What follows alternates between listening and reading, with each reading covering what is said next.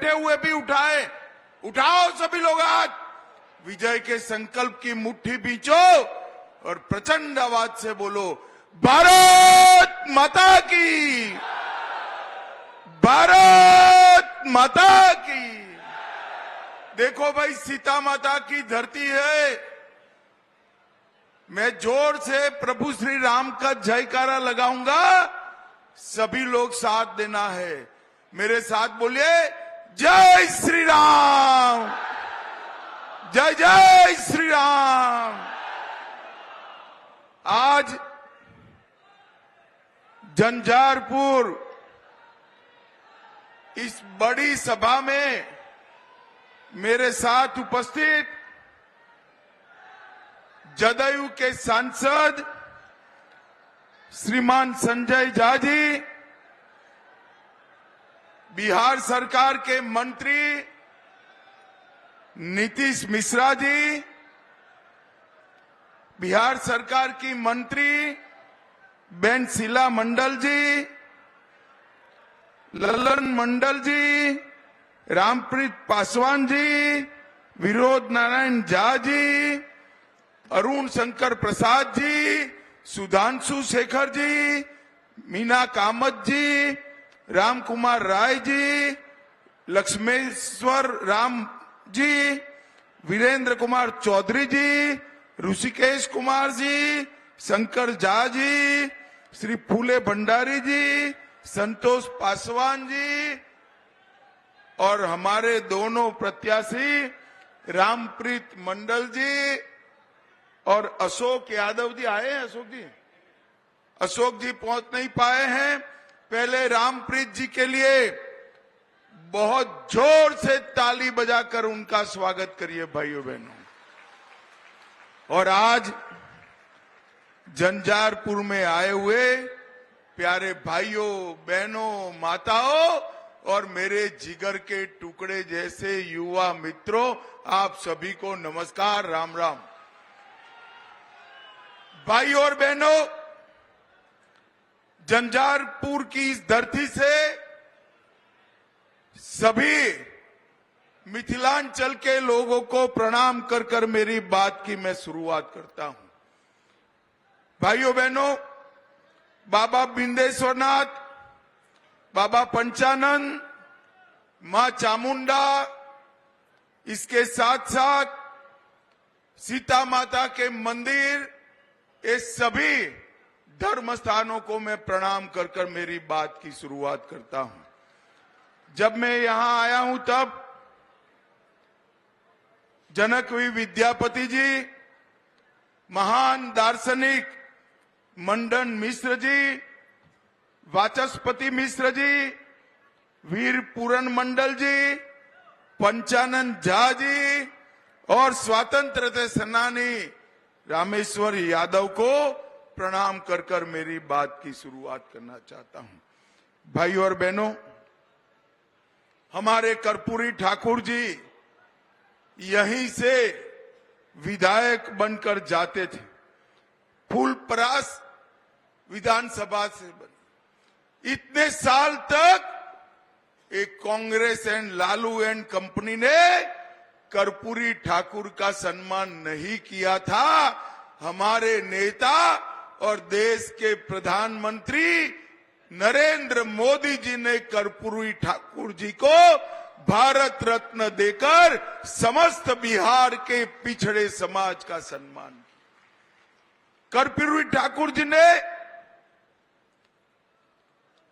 इतने पिछड़े समाज से आते हुए जो लोकप्रियता हासिल की है, वो लोकप्रियता आज भी सबों की ईर्ष्या का कारण बनी हुई है। कर्पूरी ठाकुर जी ने भी गरीब के घर से आकर बिहार में गरीब, दलित, पिछड़े का आवाज बुलंद किया और नरेंद्र मोदी जी ने भी गरीब चाय बेचने वाले के घर पर जन्म लेकर पूरे देश भर में गरीबों के कल्याण का यज्ञ चालू किया है। भाइयों बहनों, यज्ञ आज नरेंद्र मोदी जी भर के पिछड़ा, गरीब, दलित, आदिवासी, वंचित, उसके कल्याण के लिए काम करने वाले नेता के रूप में उभरे। भाई और बहनों, मोदी जी को तीसरी बार प्रधानमंत्री बनाना है ना भाई? जोर से बोलो, बनाना है ना? मैं इसका मतलब समझाता हूं। तीसरी बार प्रधानमंत्री बनाने का मतलब है बिहार के अंदर से जातिवाद को समाप्त कर देना, आगे मेरिट्स में राजनीति चले। तीसरी बार प्रधानमंत्री बनाने का मतलब है बिहार के अंदर से, देश के अंदर से भ्रष्टाचार को समाप्त कर देना। देश के खजाने की पाई पाई जिस पर गरीब का अधिकार है वो गरीब को मिले, ऐसा शासन लाने का मतलब है नरेंद्र मोदी को प्रधानमंत्री बनाना। भाई और बहनों, मैं आज यहां आया हूं तब जंजारपुर की इस विशाल सभा से देश भर के मतदाताओं को आज मैं पूछने आया हूं। ऐसा होने वाला नहीं है। मोदी जी का जीतना निश्चित है, मगर स्वप्न में भी सोच लो, ये घमंडिया गठबंधन, ये इंडी अलायंस अगर जीतता है तो देश का प्रधानमंत्री कौन बनेगा? इनके पास कोई नेता है क्या? जरा जोर से बोलो, है? मुझे बताओ, ये लालू यादव जी को देश का प्रधानमंत्री बना सकते हैं क्या? स्टालिन जी देश संभाल सकते हैं क्या? ममता बनर्जी संभाल सकती है क्या? ये राहुल बाबा के बारे में दूर दूर से भी सोच सकते हैं क्या?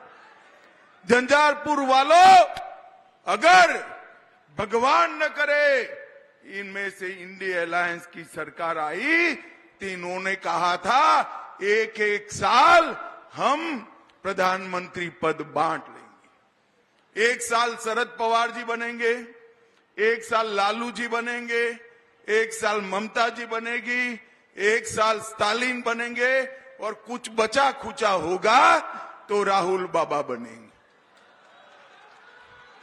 देश इस तरह से चल सकता है क्या? जोर से बोलो, चल सकता है क्या?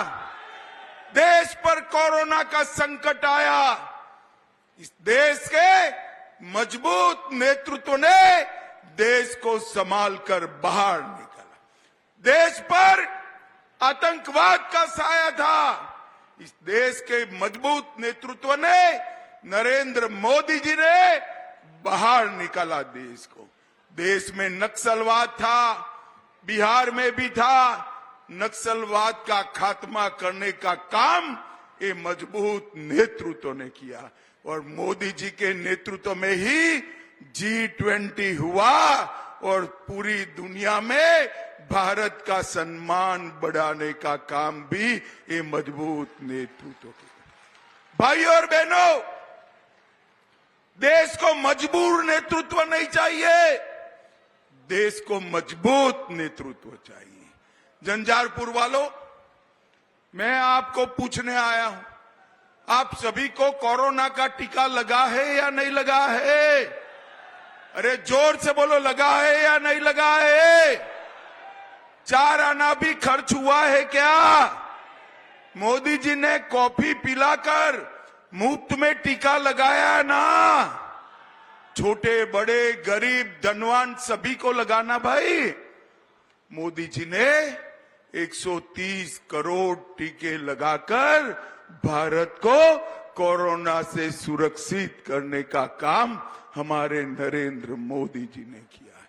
और उस वक्त ये राहुल बाबा मखौल उड़ाते थे, टीका मत लगाइयो, ये मोदी टीका है।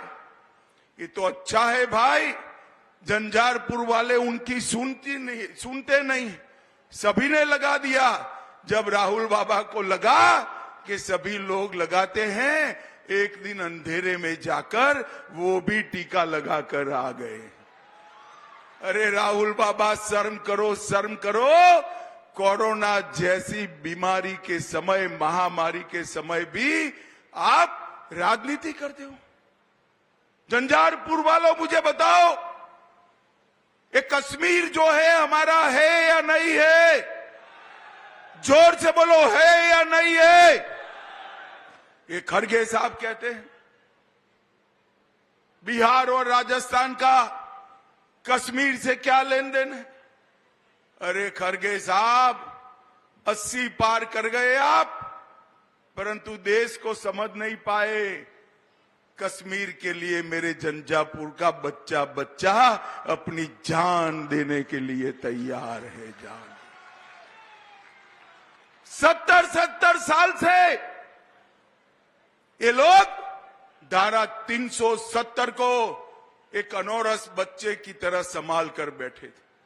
नरेंद्र मोदी जी ने 5 अगस्त 2019 को धारा 370 को हमेशा के लिए समाप्त कर दिया और कश्मीर को हमेशा के लिए भारत का बना दिया। भाई और बहनों, यूपीए के 10 साल में आए दिन बम धमाके रहते, कोई कुछ नहीं बोलता था, तुष्टीकरण की राजनीति होती थी। मोदी जी आए, उरी और पुलवामा में बम धमाका हुआ, 10 ही दिन में पाकिस्तान के घर में घुसकर ये देश को संभाल नहीं सकते। मोदी जी का नेतृत्व ही कोरोना से भी बचा सकता है, आतंकवाद से भी बचा सकता है। कश्मीर में शासन सुशासन मोदी जी ही स्थापित कर सकते। मुझे बताओ भाई, मैं सीता माता की धरती पर आया हूं, अयोध्या में राम मंदिर बनना चाहिए था या नहीं बनना चाहिए था? जोर से बोलो माताएं बहनें, विशेष जोर से बोले, बनना चाहिए था या नहीं बनना चाहिए? 70 साल तक राम जन्मभूमि को मसले को ये लटकाते रहे, अटकाते रहे, भटकाते रहे। मोदी जी ने 5 ही साल में केस भी जीता, भूमि पूजन भी किया और प्राण प्रतिष्ठा कर कर जय श्री राम कर दिया। और भाइयों बहनों, ये तेजस्वी जी को, लालू जी को, राहुल जी को, सोनिया जी को, खड़गे जी को, सबको निमंत्रण मिला कि आइए आप प्राण प्रतिष्ठा के कार्यक्रम में अयोध्या आइए, मगर वो तुष्टीकरण की राजनीति के चलते अयोध्या नहीं गए। और मैं आज बताने आया हूं मित्रों, पूरा देश का राम भक्त और विशेषकर माताएं बहनें ये इंडी अलायंस से नाराज है, जिन्होंने प्रभु श्री राम के प्राण प्रतिष्ठा का अनादर किया, बहिष्कार किया। भाई और बहनों, मिथिला का सम्मान लालू जी के समय में बहुत नीचे ले जाने का काम किया। एनडीए की सरकार आई, नीतीश जी की सरकार आई, फिर मोदी जी प्रधानमंत्री बने। तालाब, मछली और मखाना तीनों को बचाने का और संवारने का काम एनडीए ने किया है। एनडीए ने मिथिला को सम्मान देने का काम किया है। भाजपा सरकार ने ही मैथिली भाषा को 8वीं अनुसूची में डालकर मैथिली भाषा को एक नया जीवन देने का काम भारतीय जनता पार्टी ने किया। और यहां पर उच्चैठ भगवती और उग्रतारा भगवती 2 शक्तिपीठ है। मैं आज बताने आया हूं मिथिलांचल वालों को, मोदी जी ने चंद्रमा के दक्षिण ध्रुव पर चंद्रयान दुनिया में पहली बार भारत का पहुंचा और वहां त्रिरंगा जिस पॉइंट पर फहराया गया वो जगह का नाम शिव शक्ति पॉइंट रखकर उच्चैठ भगवती और उग्रतारा भगवती को सम्मान देने का काम किया। भारतीय जनता पार्टी की सरकार ने मखाना उद्योग के लिए ढेर सारे काम किए। 90% मखाना का प्रोडक्शन मिथिला क्षेत्र में होता है। मोदी जी की सरकार ने 2022 में मधुबनी मखाना को जीआई टैग देकर विश्व भर में प्रसिद्ध करने का काम किया। आज 6 जिलों में 1 डिस्ट्रिक्ट 1 प्रोडक्ट में मखाना का नाम है और मधुबनी भी इसमें हमारा शामिल है। आत्मनिर्भर अभियान के तहत 10,000 करोड़ की लागत से लॉन्च की गई योजना के अंदर भी मखाना उद्योग को शामिल करने का काम नरेंद्र मोदी जी ने किया है। और सखी और स्फूर्ति योजना के तहत मखाना प्रोसेसिंग और वैल्यू एडिशन सेंटर खोलने का काम भी नरेंद्र मोदी सरकार ने किया। भाइयों और बहनों, अभी अभी ये राहुल बाबा को किसी ने पकड़ा दिया है। ओबीसी ओबीसी ओबीसी पिछड़ा वर्ग की बात करती। मैं बिहार की जनता को कहने आया हूं, पिछड़ा वर्ग का अगर कोई घोर विरोधी पार्टी है तो कांग्रेस पार्टी। और ये लालू जी भी अपने बेटे को मुख्यमंत्री बनाने के लिए पिछड़ा वर्ग विरोधी कांग्रेस पार्टी की गोदी में बैठे। भाइयों और बहनों, अभी जो मंडल कमीशन के कारण आरक्षण मिला वो 1957 में मिल जाता। काका साहेब कालेलकर कमीशन की रिपोर्ट को अगर किसी ने रोक कर रखा तो कांग्रेस पार्टी ने रोक कर रखा था। मंडल कमीशन की रिपोर्ट को किसी ने रोका तो कांग्रेस पार्टी ने रोका। और जब मंडल कमीशन इंप्लीमेंटेशन होने लगा, अमल होने लगा, तो उसका विरोध करने का काम भी कांग्रेस पार्टी ने किया। और आज मैं गर्व से कह सकता हूं, भारतीय जनता पार्टी और एनडीए ने सबसे सफल प्रधानमंत्री पिछड़ा वर्ग समाज से मोदी जी को बनाने का काम भारतीय जनता पार्टी ने। एनडीए में 27% सांसद पिछड़ा वर्ग से है। मोदी जी के मंत्रिमंडल में भी 27% मंत्री पिछड़ा वर्ग में है। केंद्र सरकार के सारे शिक्षा संस्थानों में 27% आरक्षण अगर किसी ने दिया तो हमारे नरेंद्र मोदी जी ने दिया है। नरेंद्र मोदी जी, कांग्रेस पार्टी जो पिछड़ा वर्ग विरोधी पार्टी है, और लालू जी अपने बेटे को प्रधानमंत्री बनाने के लिए कांग्रेस की गोदी में बैठे। भाइयों और बहनों, झंझारपुर के लिए भी ढेर सारे काम हुए। भारतमाला प्रोजेक्ट में झंझारपुर के विदेश्वर से मधेपुरा तक 26 किलोमीटर की सड़क, नेपाल भारत सीमा सड़क परियोजना 552 किलोमीटर लंबी, 1000 करोड़ से सुपौल के बकोर और मधुमती जिले में भेजा के बीच 10 किलोमीटर लंबा सड़क पुल बन रहा है, जो देश का सबसे लंबा ओवरब्रिज बनने वाला है। भाइयों बहनों, सबसे 1,82,000 लोगों को घर मिला। 1,82,000 लोगों को घर मिला। 3 लाख लोगों को 5 लाख तक का सारा स्वास्थ्य का खर्चा आज नरेंद्र मोदी सरकार उठा रही है। 5,12,000 माताओं को गैस का सिलेंडर दिया और 8,70,000 लोगों को प्रति माह प्रति व्यक्ति 5 किलो अनाज मुफ्त में देने का काम हमारे नेता नरेंद्र मोदी जी ने किया। 7 लाख घरों में नल से जल, 3 लाख किसानों को प्रति साल 6,000 रुपया की सम्मान निधि, मखाना का आगे बढ़ाना और कोविड महामारी से पूरे क्षेत्र को सुरक्षित करने का काम नरेंद्र मोदी जी ने किया है। भाई और बहनों, मैं आज झंझारपुर वालों को पूछना चाहता हूं, मोदी जी पूरे भारत को, हमारे बिहार को, मिथिलांचल को आधुनिक युग में ले जाना चाहते हैं और लालू जी लालटेन युग में ले जाना चाहते हैं।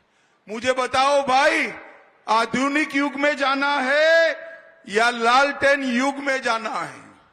जोर से बोलो भाई। और ये लालटेन युग से एलईडी युग की यात्रा एक निर्णायक प्रधानमंत्री नरेंद्र मोदी ही कर सकते। भाई और बहनों, लालू जी के समय में ढेर सारे घपले, घोटाले, भ्रष्टाचार हुए और अब भ्रष्टाचारी पकड़े जाते हैं तो वो रोना शुरू करते हैं। मुझे बताओ झंझारपुर वालों, 12 लाख करोड़ रुपए के घपले, घोटाले, भ्रष्टाचार जिन्होंने करा है, मोदी जी ने इस पर कार्यवाही करनी चाहिए या नहीं करनी चाहिए? जोर से बोलो, करनी चाहिए या नहीं करनी चाहिए? मैं आज बिहार की जनता को बताने आया हूं, गरीबों की गाड़ी, कमाई का पैसा जिसने भी डकारा है उस पर कार्यवाही होगी, उसको जेल की सलाखों के पीछे डाल दिया जाएगा। जब जब मौका मिला, लालू जी याद करो, चारा घोटाला किया, कोबाल्ट मशीन खरीदने का घोटाला किया, कीटनाशक का घोटाला किया, शिक्षा घोटाला किया, मेगा घोटाला किया, नन बैंकिंग घोटाला किया, अलग तारा घोटाला किया, दवाओं में घोटाला किया और रेलवे की नौकरियों में और भूमि में भी घोटाला किया। भाई और बहनों, एक बात मुझे बिहार के युवाओं को कहनी, ये लालू जी के जीवन का एकमात्र लक्ष्य अपने बेटे को मुख्यमंत्री बनाना है और सोनिया जी के जीवन का एकमात्र लक्ष्य अपने बेटे को प्रधानमंत्री बनाना है। भाइयों बहनों, बिहार के युवाओं, मुझे बताओ, जो अपने बेटे बेटियों के लिए काम करता हो, दामाद के लिए काम करता हो, वो आपका भला कर सकता है क्या? कर सकता है क्या? ये परिवारवादी पार्टियां कभी आपका भला नहीं कर सकती। इनके पास ना नेता है ना नीयत है। अगर बिहार का और देश का भला कोई कर सकता है तो हमारे प्रधानमंत्री नरेंद्र मोदी जी कर रहे हैं। नरेंद्र मोदी जी। भाई और बहनों, मैं यहां कहने आया हूं, मंडल जी को जिताइए आप। रामप्रीत जी आगे आइए जरा। रामप्रीत जी को भाजपा और जदयू दोनों ने मिलकर बड़े बहुमत से जिताना है। रामप्रीत जी के निशान तीर पर जो बटन दबाएंगे वो हर वोट नरेंद्र मोदी को प्रधानमंत्री बनाने के काम में आने वाला है। मित्रों, मुझे बताइए, रामप्रीत जी को प्रचंड बहुमत से जिताएंगे क्या? जोर से बोलो, जिताएंगे? मोदी जी को फिर से प्रधानमंत्री बनाएंगे? बिहार की सभी सीटों पर एनडीए को जिताएंगे? 400 पार कराएंगे? तो मेरे साथ दोनों हाथ उठाइए, उठाइए दोनों हाथ। विजय के संकल्प की मुट्ठी बीचो और प्रचंड आवाज से बोलो, भारत माता की, भारत माता की, वंदे वंदे वंदे।